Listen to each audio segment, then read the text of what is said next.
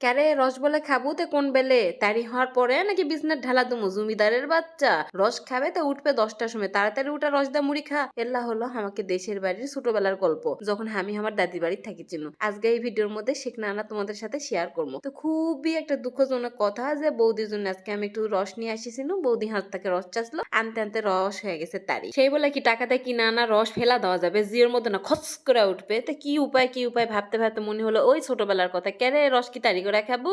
তখন আমি সুন্দর করে চুলাটার মধ্যে জাল দেওয়া রস ঘন করে নিনু, আর যেহেতু গ্রামের থেকে না দুধ আনিছিল দুধও জাল দেয় নিমু। আজকে হবে রসের পায়েস। মনে জান করো না যে তারির পায়েস, কারণ আগুনে যাওয়ার পরে সব বিষ পানি হয়ে যায়। তাই এটা খাওয়ার পরে জিম করবে না। জিমানা লোকগুলো আমাকে পায়েসের দিকে নজর দিবিন না, মনে করবি না 2-1 চামচ খেলে তোমাকে পরিতোষের মতো ধরা যাবে। এটা হলো পরে একদম পিওর রসের পায়েস হবে আজকে। এদিকে রস খেতে খেতে আমার গলাটা হয়ে গেছে 80 বছরের বুড়ির মতো।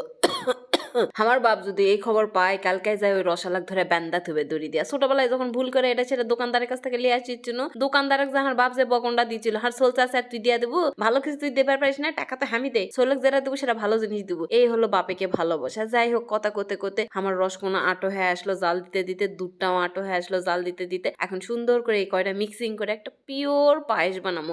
বিশ্বাস করো বন্ধুগণ, আজকে কোনো ভেজালের কথাই নাই। বিশেষ করে 1 চিমটিও আমি চিনি দিইনি। খেজুরের রস, অরূপে তারি, পোলাওয়ের চাল আর দুধ, ব্যাস শেষ। পায়েসের উপকরণ এই 3টাই সুন্দর করে মিক্স করে নিছে, 3টাই পিওর। ওরে মা, গন্ধে মনে হচ্ছে নিচতলা থেকে সব 8তলার উপরে দৌড়ে আসিছে। বাবা আমি আগে দরজা কপাট লাগা দিয়ে পাল্লা লিয়া বসে গেছি খেতে। ওরে মা, মনটা আমার মানলো না আর পাতিলেত খাতে ইচ্ছা করলো না। এত দামি একটা ডেজার্টের রূপ না দিলে হবে। সুন্দর করে আমার নতুন গ্লাস খান বের করনো। এই গ্লাসের ভিডিও আমি তোমাকে দিয়ে দেবো, কোনটা থেকে কিনেছি এবং কত দিয়ে কিনেছি। এগুলো এখনো আনপ্যাক ভিডিও করিনি, কিন্তু বুনি করা লাগবে, তাই একটা ডেজার্ট দিয়ে বুনি করে নিলাম। Wow, looking so gorgeous. এদিকে আমার ভাই আমাদেরকে এগুলো নিজের হাতে সার্ভ করে খাওয়াচ্ছিল। কি সৌভাগ্য আমার, করছে তুই মেলাক্ষণ ধরে রান্না করে আপু ঘেমে গেছিস, একটু বস আমি তোকে ডেজার্ট খাওয়াই। ওরে বাপরে, কাজের শেষে সবাই এসে পোদ্দারি দেখায়। একেবারে বাংলা সিনেমার মতো সারাটা ছবি জোড়া যখন ভিলেনে জ্বালায় তখন কোনো খোঁজ খবর থাকে না, নায়ক যখন ছবি শেষে এসে মারপিট করে সব সমাধান করে দেয় তখন আসে পুলিশ। ঠিক যেন ওই অবস্থা করে আমার ভাই রান্নার শেষে এসে পোদ্দারি দেখায়। আর আমার এই ভিডিও দেখে যারকে যাকে জিজ্ঞেস হবে তারির পায়েস খাবে, ও সরি রসের পায়েস খাবে, তারা যেন ভুল করে গ্যাসের চুলার দিও না, তাহলে জীবন ঝালাফালা হয়ে যাবে। গ্যাসের সিলিন্ডার একদিনই শেষ। তোমার চেয়ারের থেকে ঘাম বের হতে